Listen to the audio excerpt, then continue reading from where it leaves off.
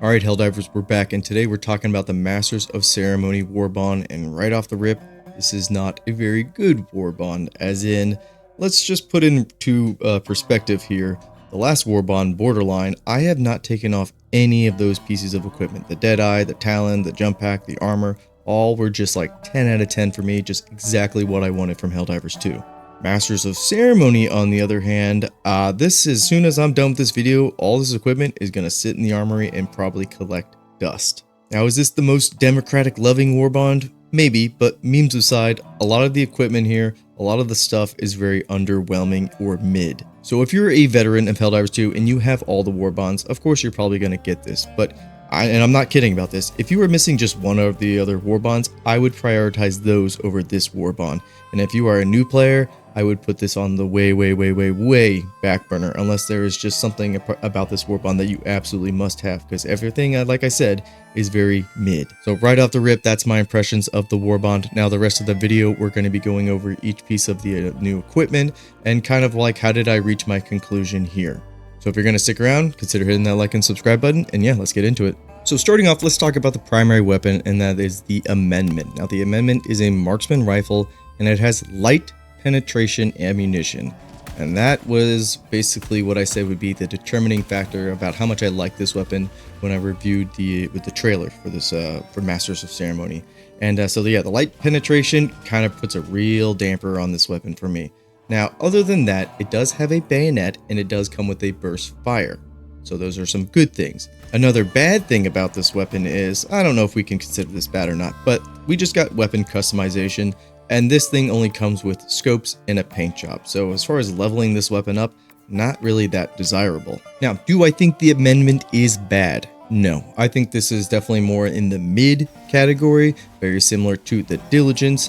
Between the two of them, maybe I would take the Amendment over it just because it's newer. It does feel like with these more slimmed down thematic Warbonds that if the primary weapon isn't really a standout, then it kind of puts the whole Warbond kind of on the back foot. So I guess an easy way to put this is the Amendment is not carrying this Warbond at all. Again, I don't hate the weapon, I think it's perfectly viable, but it's not doing any heavy lifting. And I'm sure as shit not gonna put down the Deadeye for this. So next up, let's talk about the Saber. Now when it comes to the Saber, not actually a lot to talk about with it. It functions very similar to our other melee weapons, namely the Hatchet. It does just more raw damage than something like the Stun Baton or the Stun Lance. I know this was a much requested weapon from Helldivers 1, and now that we finally have it, it's cool, it's thematic, it's almost like the Ceremony Rifle, except in melee form, where I don't really like getting in melee range within this game at all, usually against the enemies, just because you're just gonna die a lot, let's be honest. Are melee weapons a fun time on the lower tier difficulties? Absolutely, yes. But are they a go-to pick for me? No, not really. So really, there's nothing special about the Saber other than just being a sword, and again, looking very cool, but, you know, as far as functionality-wise, very similar to the Combat Hatchet. And so some last mentions on the Saber. If you're going to use this, you know, pair it with like the Peak Physique armor, maybe bring one of the Ballistic Shields or the Shield Generator backpack. You know, it functions with all those things beautifully, and it's going to be your best bet to stay alive, again, in melee range. Now let's move on to probably the most controversial thing in this Warbond, and that is the Stratagem flag. So the Flag of Freedom Stratagem weapon, it is certainly a flag. No, really, it's a flag. Like just a flag.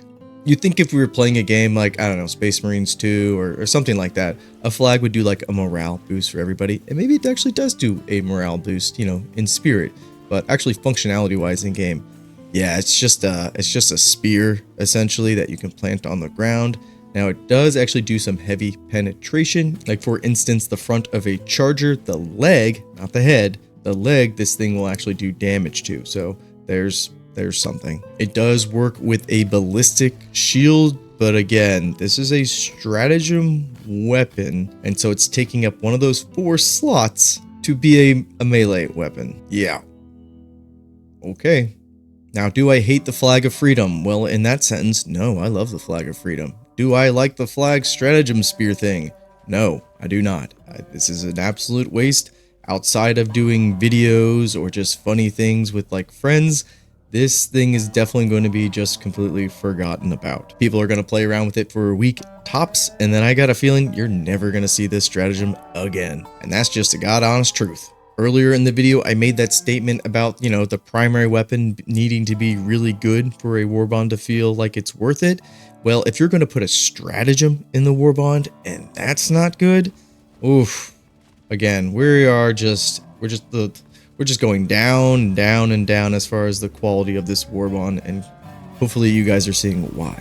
I don't really know what else I have to say on that. It's a stratagem weapon. It's melee. It does some heavy penetration. You can use a shield with it. But yeah, this one's not for me. It ain't it, Chief. It ain't it. Now let's talk about a positive with this Warbond. The drip, the armor, the actual aesthetic. Man, this looks good. It looks really good. And I like how both sets are basically interchangeable and they still like kind of match still. So big thumbs up to the art direction team. Now the functionality wise, the actual armor perk, this is not very good. It basically will protect your limbs from getting hurt, like your arm, your leg, stuff like that. I was wearing it. I still noticed my limbs were getting destroyed when I was getting hit. So not as effective as it should be. And its effect that it's already, or its benefit that I should say it's already providing, also not that great. But I'm not going to hold too much against this because I don't usually put too much stock into the armor perks anyways. I always just kind of side on the wear what makes you look cool, essentially. So not a huge, I would say, negative here, but it's not doing itself any favors. Now, next up, we're going to talk about the throwable. We got the new grenade. We got the Pyrotech Grenade. This thing is not very good. It sounds like a little sparkler when it goes off. The radius is not that large, and compared to the other fire, the incendiary grenades, this is probably the worst one. Maybe I'm missing something about this grenade, but it's not very good. Unlike the Seeker grenade, it's arguably not that great either, but at least it's got like this cool drone and then lock-on effect. This, the sparkler, and then it flares up, it doesn't do enough damage at all. And again, the other fire grenades, so much better. And really the last thing with the Warbond is the booster, which gives you a 15% chance to pick up an additional sample. That's good if you're still collecting sample.